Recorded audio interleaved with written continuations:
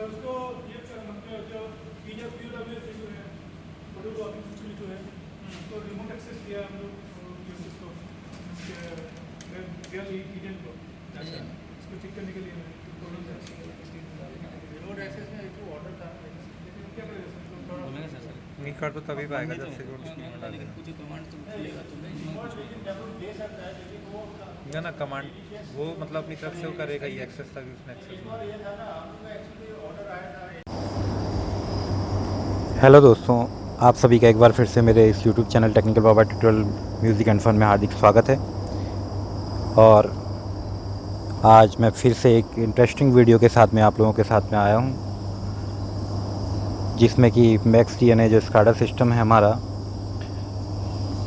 उसमें आपको किस तरह से अपने सॉफ्टवेयर में एडिटिंग करना है। मैक्स व्यू एडिटर और मैक्स DPU टूल के थ्रू कैसे सॉफ्टवेयर में जाकर हम एडिटिंग करते हैं और जो इसमें टैग होते हैं उनको बिल्डअप करते हैं, डिज़ाइन करते हैं।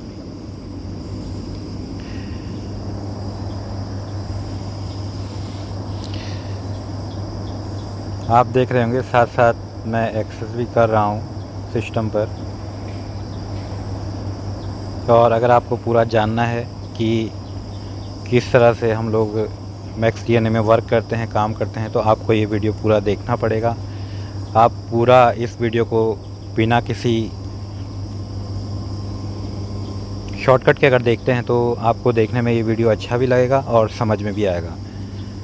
तो आई होप आप वीडियो में मेरे साथ अंत तक बने रहेंगे। कैसे कैसे मैं अपने पेन्स वगैरह का यूज़ करके यहाँ पर अपने टैग को मॉडिफाई करता हूँ। जैसे कि आप स्क्रीन में देख पा रहे हैं, यहाँ पर जो मेरा EHGC का जो मेन विंडो है उसमें पावर सेटर मेरा रहता है, और electrical limiter, mechanical limiter, guide wind position जो मेरी LVDT से ली हुई, और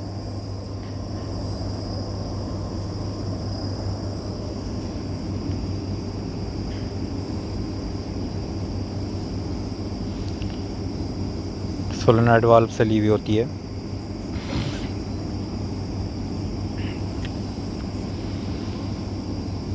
अभी आप देख रहे होंगे कैसे मैं जो मेरा कन्फर्म रैम का कमांड है या कैंसिल का, उसमें एक और कॉम्बो देता है, उसको किस तरह से मुझे बिल्डअप करना है, उसमें किस तरह से एडिटिंग करना है, किस तरह से मैं उसमें मैनुअल सिलेक्शन लूँगा,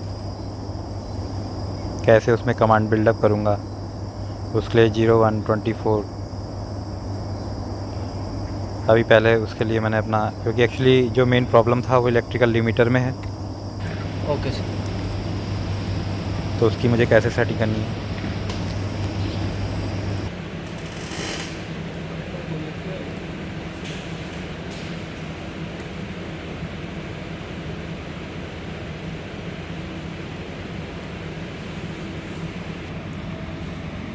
सर आप इसमें सर एक बार इलेक्ट्रिकल लिमिटर को कंफर्म करिए सर, इलेक्ट्रिकल लिमिटर को।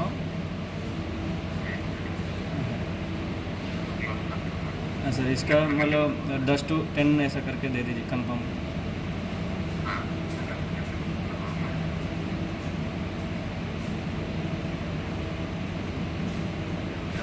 हाँ सर, कंफर्म कर दीजिए सर। हाँ सर, इसमें सर आप कंफर्म किया तो रेज नहीं हो रहा ना सर, अभी मिशन बंद है। मैं यही कमेंट में EWS में देगा तो कंफर्म करने से रेज का ट्रू होगा सर। करके करूँ सर मैं? नहीं मतलब सर मैं आपको फ़र्क बोल कर रहा हूँ सर, वो EWS में कर रहा हूँ। इसको देखिए सर, ये कंफर्म किया तो इसमें रेज ऐसा आया ना सर, आप किया तो नहीं आया सर ऐसा, वही मैं बोल रहा हूँ सर।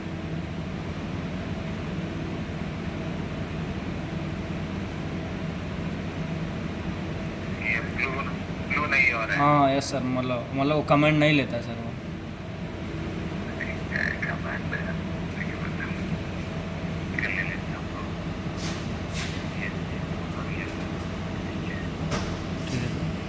रहा है चेक कर रहे हैं ऐसा ऐसा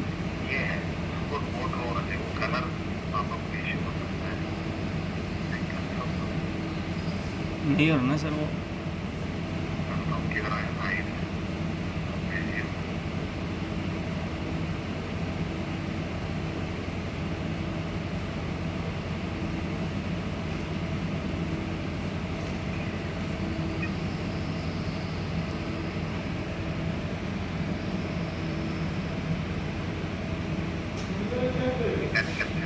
ऐसा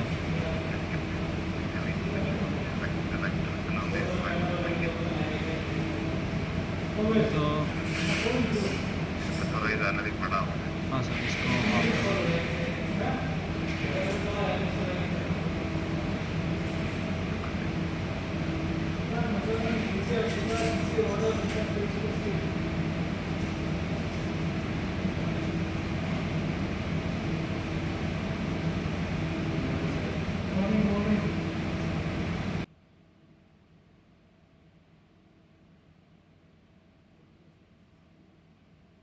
बेसिकली जो हमारा यहाँ पर टरबाइन में जो प्रॉब्लम आ रहा था, लोड हम लोग अपना राइज नहीं कर पा रहे थे इलेक्ट्रिकल लिमिटर से।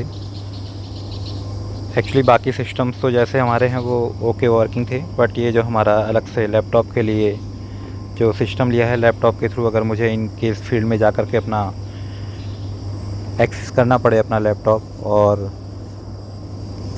किसी भी, चाहे वो मेरा EHGC पैनल हो या LCB में जो मेरा LHMI में जो लगा हुआ मॉनिटर हो, या आपका AVR सिस्टम हो, मतलब कहीं भी XYZ मुझे फील्ड में भी लैपटॉप का ज़रूरत पड़ सकता है, तो इसलिए मेरा फील्ड में भी SCADA सिस्टम प्रॉपर्ली वर्क करना ज़रूरी है। आप दोस्तों फोकस रखिएगा क्या कुछ मैं यहाँ पर ऑपरेशन कर रहा हूँ और किस तरह से मैं एडिटिंग कर रहा हूँ। साथ साथ में मैं आपको जो मेन प्रॉब्लम था उससे भी इंट्रोड्यूस करवा रहा हूँ, क्योंकि जो यहाँ पे इलेक्ट्रिकल लिमिटर है, इलेक्ट्रिकल लिमिटर से जो हमारा राइज और जो लोअर का जो रैंप होता है वो लैपटॉप में प्रॉपर वर्क नहीं कर रहा था। मेरी इलेक्ट्रिकल और मैकेनिकल लिमिट को प्रॉपरली बढ़ा नहीं रहा था। उसमें भी क्या है, आपके दो ऑप्शंस होते हैं। एक ऊपर छोटा सिंगल बटन जो होता है वो आपका, अगर आपको कम वैल्यू राइज करनी है अपने लोड की, तो आप ऊपर वाला रैम देंगे और नीचे वाले रैम से आप एक तरह से समझ लीजिए डबल एक्ट का काम करेगा, डबल पल्स के तरह काम करेगा। अगर आपको तेज़ी से बढ़ाना है तो आप डबल पल्स, और अगर आप एक को एकदम से राइज़ करना है, जैसे हम 20%, 30%, 50% लेके जाते हैं अपने मशीन के लोड को रेटेड आउटपुट के, तो उस कंडीशन में हम डायरेक्ट वैल्यू को डाल करके कंफर्म रैम दे देते हैं।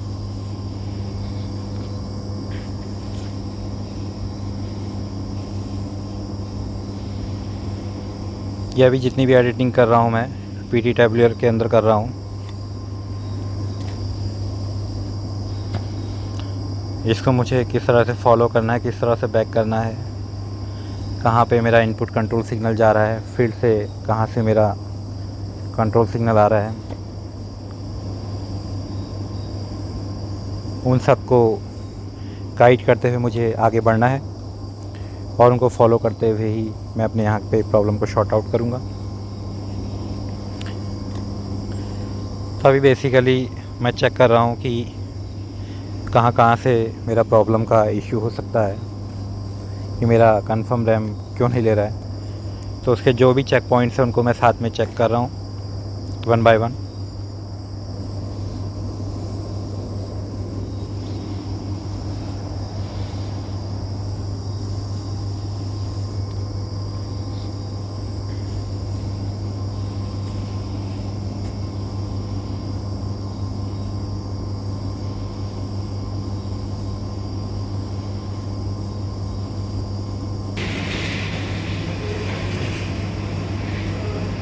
कर दिया था।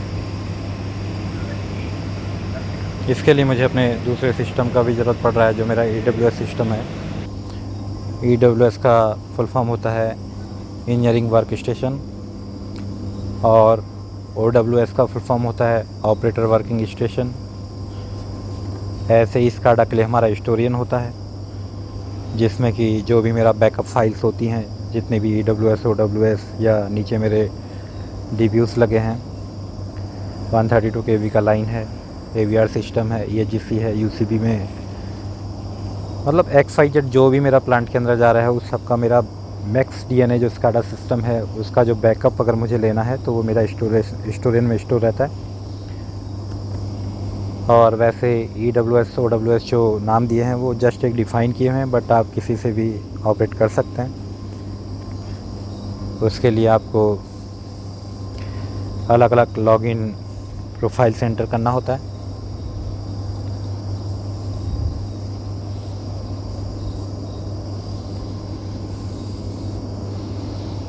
अगर मुझे इंजीनियरिंग वर्क स्टेशन में काम करना है तो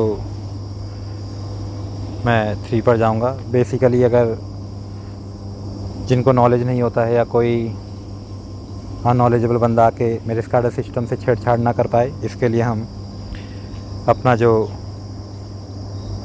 सिक्योरिटी है उसको 0 पर रखते हैं। और अगर मुझे किसी भी सिस्टम को एक्सेस करना है या बाईपास करना है, कोई भी चीज़ का मॉडिफिकेशन करना है, तो एक्सपर्ट लेवल पे जाकर मैं मैक्सडीएनए के जो 9 लॉगिन प्रोफाइल नंबर है वहाँ पर जाऊँगा और वहाँ से मैं अपना पासवर्ड एंटर करके उस पर लॉगिन करके वहाँ पे चेंजेस कर सकता हूँ डायरेक्टली। जितनी भी जैसे मोस्टली ट्रिपिंग्स भी होती हैं आपकी प्लांट के अंदर, चाहे वो आपकी गाइड पैड से रिलेटेड हो, वाइंडिंग से रिलेटेड हो, कोर से रिलेटेड हो, स्टार्टर टूल से रिलेटेड हो, इनलेट आउटलेट के जो मेरा हॉट एयर और कोल्ड एयर होता है उसके मेरे टेम्परेचर्स हों, या अन्य किसी प्रकार की जो ट्रिपिंग्स होती हैं वो सब मेरे स्काडा सिस्टम में कितना मुझे सेट पॉइंट रखना है मैक्सिमम लिमिट, और कितना मुझे उसका मिनिमम लिमिट रखना है। तो उसमें भी हाई लेवल और लो लेवल का मेरी वैल्यूज़ होती हैं, जिनको कि हम लोग उसमें इंसर्ट कर देते हैं किसी भी इंडिविजुअल मेरे पैरामीटर्स के लिए।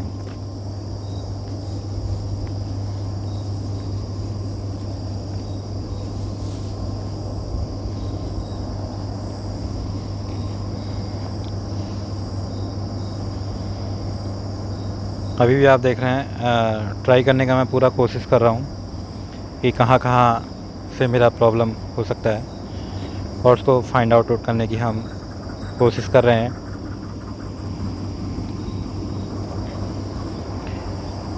PT टैब्यूलर के अंदर जाकर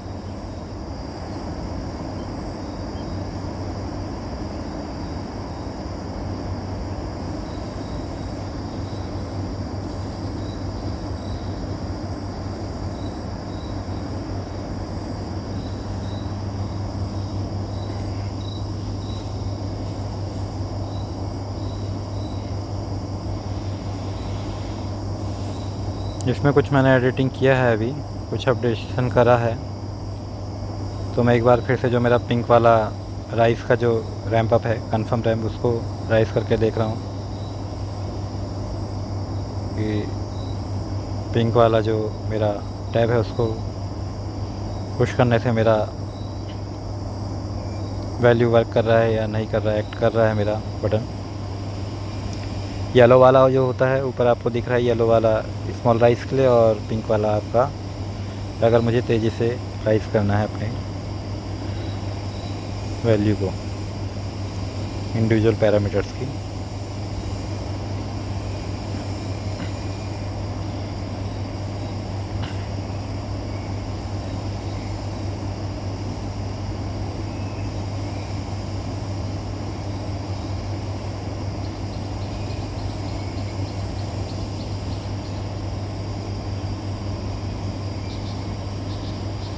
वापस से PD टैबुलर डिटेल के अंदर जाकर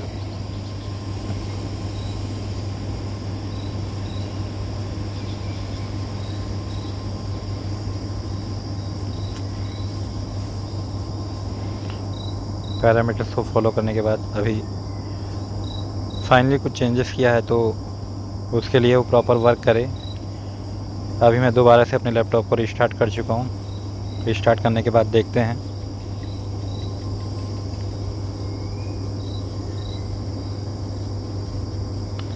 क्या कुछ होता है।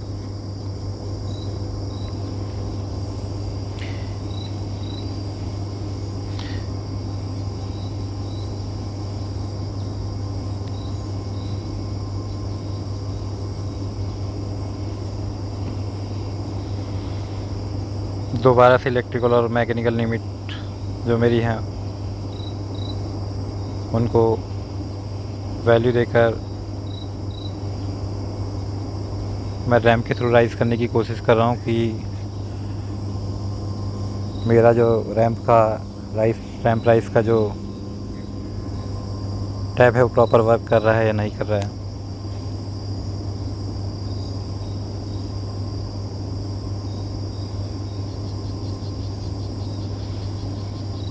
अभी भी थोड़ा बहुत इसमें दिक्कत है जो कि समझ में नहीं आ पा रहा है।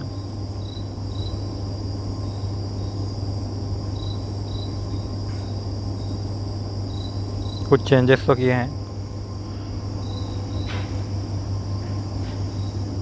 अभी समय होने वाला है तो कुछ चेंजेस अभी कल करके देखेंगे, आगे इसी पे आगे बढ़ेंगे, देखते हैं आगे क्या होता है। प्रॉब्लम तो शॉर्ट आउट करना है, देखना है आखिर क्या इशू है।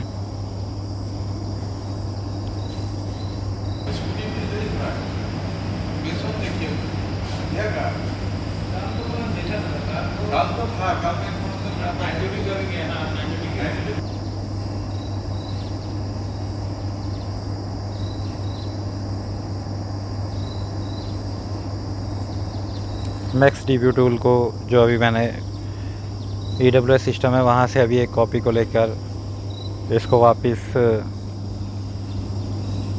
लैपटॉप में उसी फाइल को डालने का कोशिश करके एक बार देखते हैं।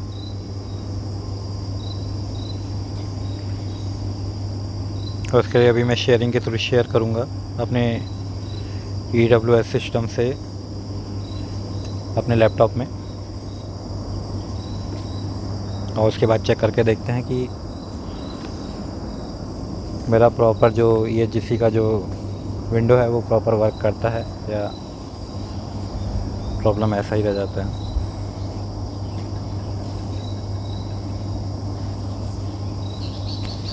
चलिए दोस्तों, वक्त होने को है अभी, तो कल अभी तो शेयरिंग कर रहा हूँ मैं, बट इसके बाद में कल इसी के आगे बढ़ेंगे और आगे बढ़ के इसको पूरा एंड तक लेके जाएंगे इसी प्रोसेस को। और प्रॉब्लम आपको पूरा जानना है तो कल भी मेरे साथ में वीडियो के साथ बने रहिएगा। इसका दूसरा पार्ट मैं लेके आऊँगा आगे, इसके आगे हम लोगों ने क्या कुछ किया।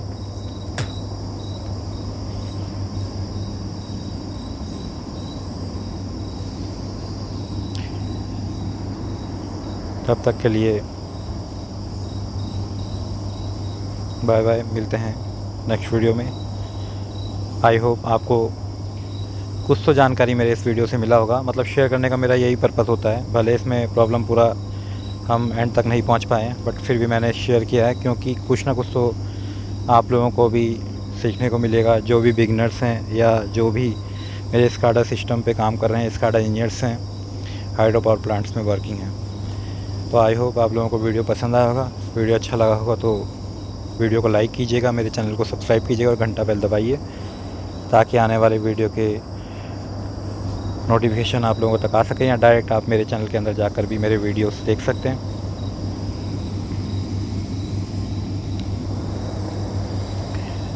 और दोस्तों प्लीज़ कंजूसी मत कीजिएगा, कम से कम कमेंट्स आप ज़रूर डालिएगा, क्योंकि कमेंट्स डालने से शेयरिंग ऑप्शन में और ज़्यादा जाता है वीडियो, जिस वजह से सब्सक्राइबर भी और गेन होते हैं और वीडियो बनाने वाले को भी अच्छा लगता है। जैसे मैं वीडियो डाल रहा हूँ अपना समय निकाल कर, नौकरी से भी, ड्यूटी से। इसका पर्पस केवल यही रहता है कि आने वाले टाइम पे चाहे हम इन फ्यूचर अब क्योंकि जॉब करें या ना करें बाद में एक टाइम बाद, बट जो भी आने वाली पीढ़ी